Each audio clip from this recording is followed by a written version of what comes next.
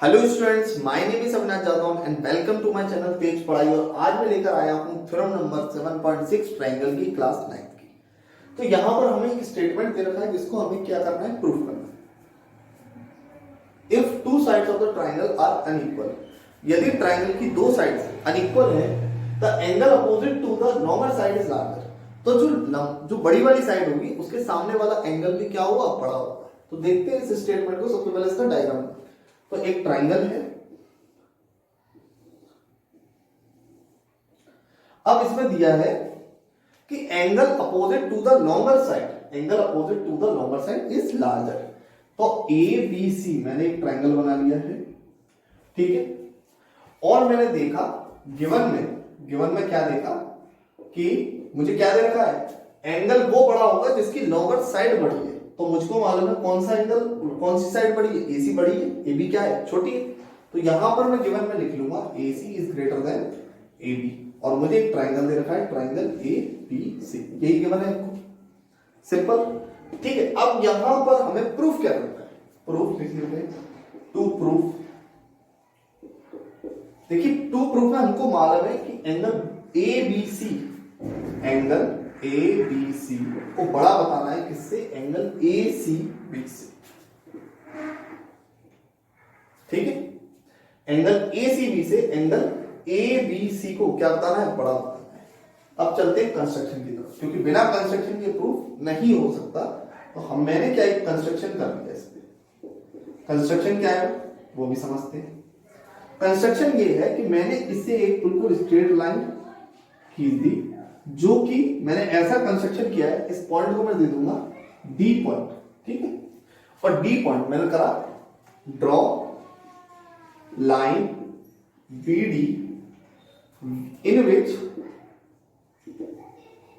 A B is equal to A D. मैंने ऐसी line इसमें ड्रॉ करी है कि ए बी और ए डी आपस में क्या हो चुके हैं, इक्वल हो चुके हैं। ऐसा कंस्ट्रक्शन किया है मैंने इसमें, ठीक है। तो आपको मालूम है दोनों साइड्स आपस में इक्वल होती हैं। The angle opposite to the equal sides are equal. तो जो भी एंगल्स होंगे इसके वो भी क्या हो जाएंगे, इक्वल हो जाएंगे। तो जब साइड इक्वल है तो यहां पर लिखेंगे प्रूफ। तो प्रूफ में हम लिखेंगे in triangle A B D, in triangle A B D में मुझको मालूम है A B is equal to A D. A B और ए डी आपस में क्या है, इक्वल है। तो हमको मालूम है angle 1 is equal to angle 2। इसको मान लेंगे हम फर्स्ट, यहां पर लिख लेंगे एंगल 1 और यहां पर लिख लेंगे एंगल 2। अब एंगल 1 और एंगल 2 आपस में क्या है, इक्वल है, ठीक है। अब हमको मालूम है अगर ये इक्वल है तो अब मैं छोटा वाला ट्रायंगल लूंगा जो कि है बी डी सी। तो मैं लिखूंगा in triangle B D C. अब मुझको मालूम है बी डी सी में कॉमा लगाऊंगा, angle 2 is the exterior angle of triangle, ठीक है। एक्सटीरियर एंगल है ट्रायंगल का, ठीक है। तो यहां पर हमको मालूम है प्रॉपर्टी क्या कहती है कि 1 exterior angle is always larger than, या लार्जर या ग्रेटर कुछ भी लिख सकते हैं, always larger than interior, 1 interior angle. यहां पर लिखिए 1 इंटीरियर एंगल, ठीक है। मैंने क्या लिखा है आप समझिए जरा इस कॉन्सेप्ट को।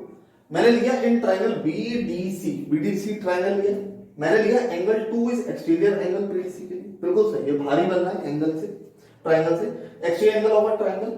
अब मैंने यहां पर एक स्टेटमेंट लिखी है, ये पूरी एक स्टेटमेंट है। क्या स्टेटमेंट है जरा समझते हैं। 1 exterior angle is always, 1 exterior angle is always larger than 1 interior angle. अंदर के जो इंटीरियर एंगल है दोनों अपोजिट, ठीक है, उन दोनों से ये एंगल 2 क्या होगा, बड़ा होगा, ठीक है। तो larger than 1 opposite interior angle, opposite. और लिखिए, देखिए इसको एक काम करते हैं, रब कर देते हैं इसको, डिस्टर्ब इसको रब कर देते हैं।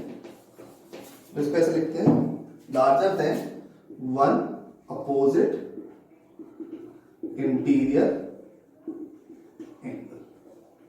तो यहां से हमको एक चीज पता चलती है कि एंगल 2 जो है, angle 2 which greater than angle DCB।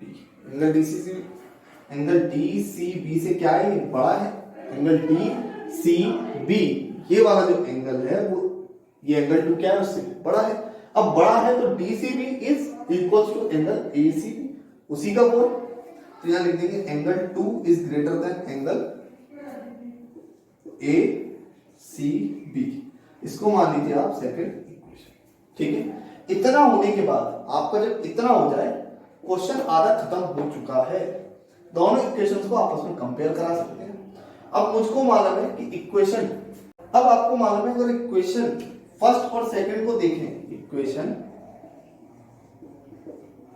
First and second को अगर हम देखें तो देखिए एंगल 2 किससे बड़ा है, एंगल ACB से बड़ा है। ठीक है, और एंगल 1 इक्वल टू एंगल 2 है। तो क्या मैं एंगल 1 को इसके बड़ा नहीं कह सकता ACB से? एंगल 1 भी तो क्या है, एंगल 2 के बराबर है, और एंगल 2 एंगल ACB से बड़ा है। तो एंगल 2 की जगह पर, क्योंकि दोनों आपस में इक्वल है, तो एंगल 1 लिख सकता हूं। तो यहां लिख दिया मैंने angle 1 is greater than angle ACB। अब यहां से हमारी इक्वेशन बन जाएगी थर्ड। अब इतना बनने के बाद हम चलते हैं नेक्स्ट पॉइंट। मैंने लिखा कि एंगल 1, जो एंगल 1 है, is part of angle ABC। ABC का क्या है, पार्ट है। एंगल 1 क्या है, ABC का एक पार्ट ही तो है। एंगल 1 पूरा, ये पूरा एंगल यही तो है ABC, और एंगल 1 क्या है, उसका छोटा सा पार्ट, तो पार्ट लिख लिया। ठीक है, तो जब आपको मालूम है एंगल 1 ही एंगल ACB से बड़ा है, तो एंगल ABC तो बहुत बड़ा होगा, क्योंकि वो तो उसका पार्ट था, वो पार्ट ही इतना बड़ा है, तो एंगल ABC क्या होगा, बहुत बड़ा होगा। तो मैंने इस जगह से यहां से लिख लिया कि angle ABC is greater than angle 1। कोई परेशानी, क्योंकि एंगल 1 क्या है, एंगल ABC से तो छोटा ही है, तो एंगल ABC एंगल ABB से छोटा ही है। ठीक है, ये वाला एंगल तो दिख ही रहा है आपको, छोटा है। तो यहां पर angle ABC is smaller greater than angle 1, और इसको मान देंगे हम इक्वेशन 4। अगर इक्वेशन 3 और 4 को देखा जाए, एंगल 1 से भी बड़ा कौन है, एंगल ABC। तो एंगल 1 की जगह पर मैं ABC लिख सकता हूं।